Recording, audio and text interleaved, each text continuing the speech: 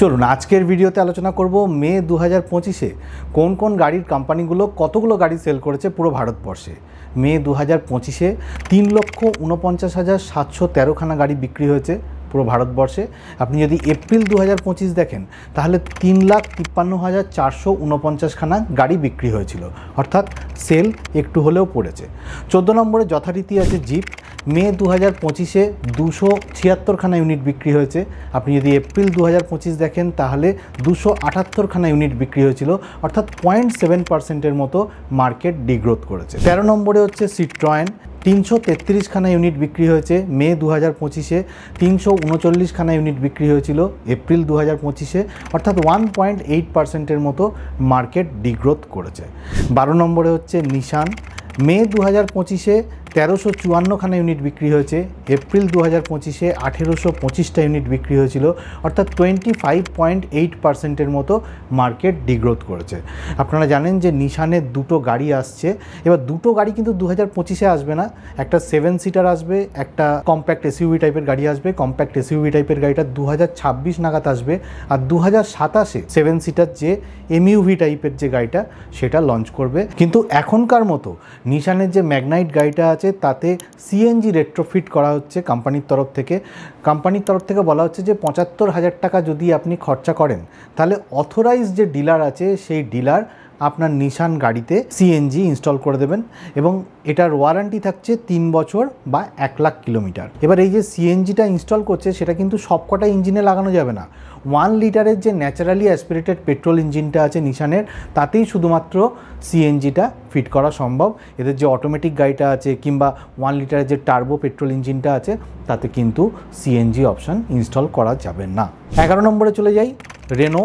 2502খানা unit বিক্রি হয়েছে মে 2025-এ। আপনি যদি এপ্রিল 2025 দেখেন তাহলে 2602খানা ইউনিট মতো বিক্রি হয়েছিল, অর্থাৎ 3.8%-এর মতো মার্কেট ডিগ্রোথ করেছে। রেনোর তরফ থেকে একটা কথা চলছে যে রেনোর যে কুইড গাড়িটা আছে সেটার একটা ইলেকট্রিক ভেহিকেলস ভার্সন আসতে পারে।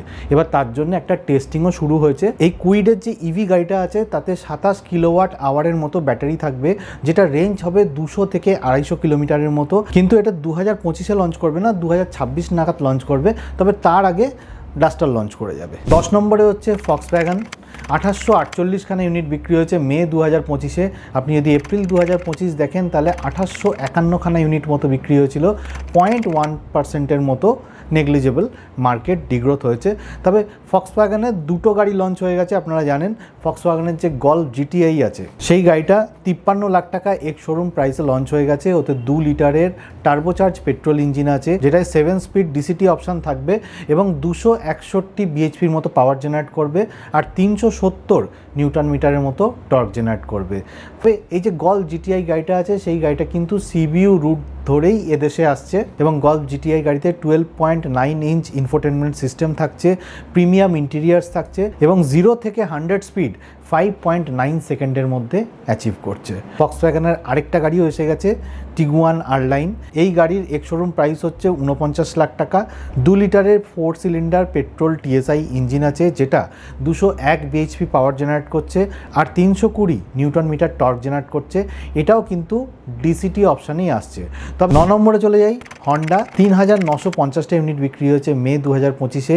এপ্রিল 2025-এ 3360খানা ইউনিট বিক্রি হয়েছিল, অর্থাৎ 17.6%-এর মতো মার্কেট গ্রোথ হয়েছে। কিন্তু এটাকে গ্রোথ বলা যায় না, কারণ এর আগের মাসে অনেকখানি ডিগ্রোথ হয়েছিল হন্ডা কোম্পানি, তার থেকে একটুখানি হলেও রিভাইভ করেছে। হন্ডার একটা ব্যাপার আমি বুঝতে পারি না, যে হন্ডার যে 3টে গাড়ি আছে, হন্ডা অ্যামেজ আছে, সিটি আছে এবং হন্ডার যে এলিভেট গাড়িটা আছে, এই 3টে গাড়ি কিন্তু মোটামুটি সেল হয়, কিন্তু তার মধ্যে হন্ডা সিটি কিন্তু এদের প্রিমিয়াম টাইপের একটু প্রোডাক্ট। হ্যাঁ, হন্ডা এলিভেটটাও প্রিমিয়াম টাইপের প্রোডাক্ট, কিন্তু হন্ডা সিটিতে একটা অপশান আছে যেটা হচ্ছে এদের হাইব্রিড অপশান আছে, এবং সেই গাড়িটার দামও হচ্ছে 20 লাখ 21 লাখ টাকার মতো। এবার হন্ডার যে সিদান কিংবা যে কোনো কোম্পানির সিদান গাড়ি বলুন, সেগুলো কিন্তু ডাইং, ওগুলোর সেল কিন্তু ক্রমাগত কমে চলেছে। এবার এই অবস্থায় এতে একটা হাইব্রিড অপশান রেখে হন্ডা সিটি গাড়ি বিক্রিটা করে হন্ডা কতটা সেলসকে ইনক্রিজ করতে পারবে, তার থেকে ভালো হচ্ছে যে হন্ডার যে এলিভেট গাড়িটা আছে তাতে তো 16 রকম ভেরিয়েন্ট আছে, আর একটা ভেরিয়েন্ট বাড়িয়ে দিক, বরং এতে হাইব্রিড অপশানটা লাগিয়ে দিক, 20 লাখ 21 লাখের মতো দাম করে দিক, এবং তাহলে এটা কিন্তু ক্রেটা সেলটস এই গাড়ির সাথে কম্পিটও করবে, এবং অনেক ক্ষেত্রে 1.5 লিটার পেট্রোল ইঞ্জিনের সাথে যদি হাইব্রিড অপশানটাও থাকে, যেহেতু এটা 4 মিটারের থেকে বড় টাইপের যে এসইউভি টাইপের গাড়িগুলো আছে অর্থাৎ ক্রেটার সেগমেন্ট, সেগুলোকে অ্যাট্রাক্ট করছে, তাই সম্ভাবনা আছে যে যদি এটা হাইব্রিড করে দেয় তাহলে সেল একটু হলেও ইনক্রিজ করতে পারে। তো যাই হোক, হন্ডা কী করবে সেটা হন্ডার ব্যাপার। আমি চলে যাই 8 নম্বরে। এমজি 6304খানা ইউনিট বিক্রি হয়েছে মে 2025-এ।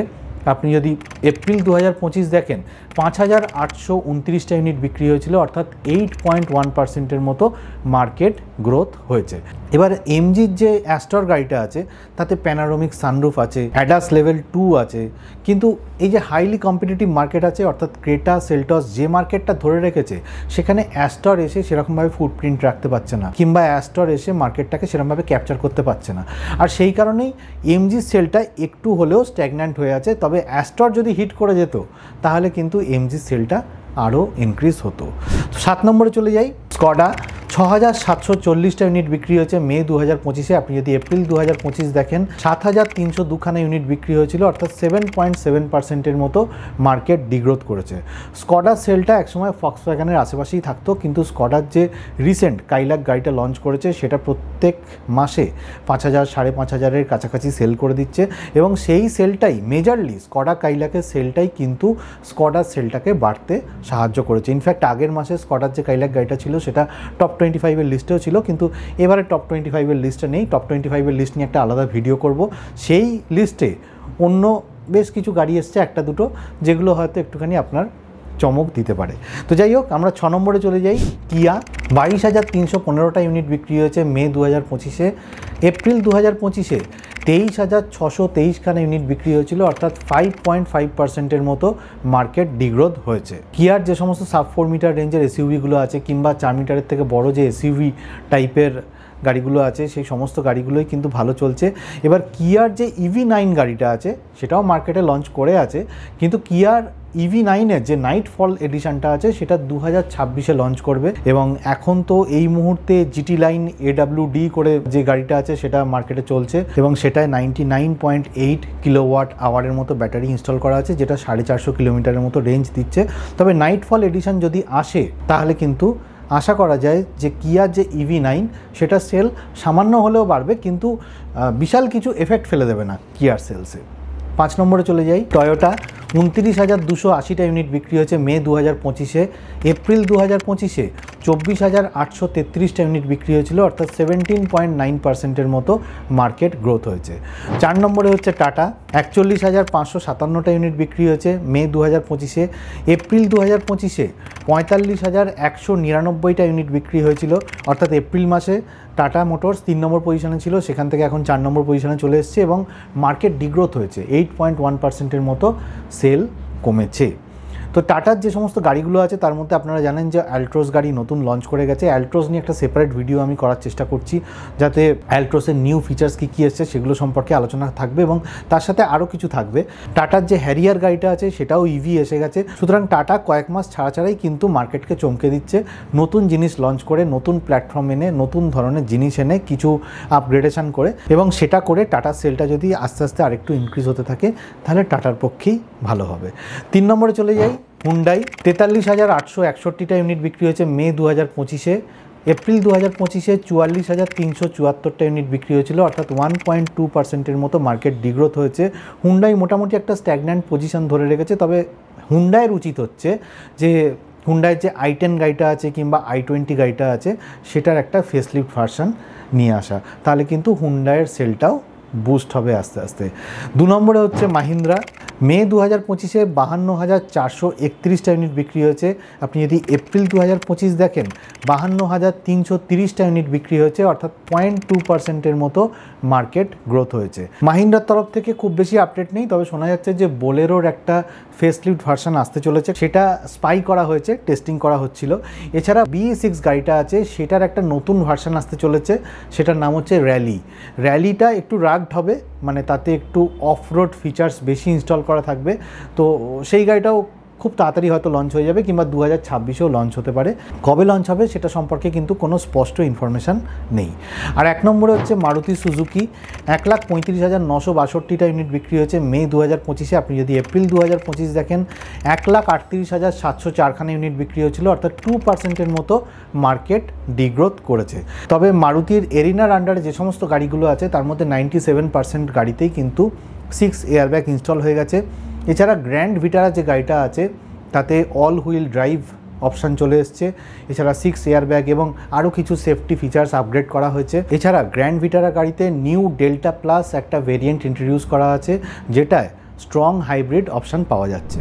তো যাই হোক, আজকের ভিডিওতে এগুলোই বলার ছিল যে মে 2025-এ কোন কোন গাড়ির কোম্পানিগুলো কতগুলো গাড়ি সেল করেছে। ভিডিওটা যদি ভালো লাগে তাহলে লাইক, শেয়ার, কমেন্ট করবেন। কমেন্ট করে জানাবেন ভিডিওটা কেমন লাগলো।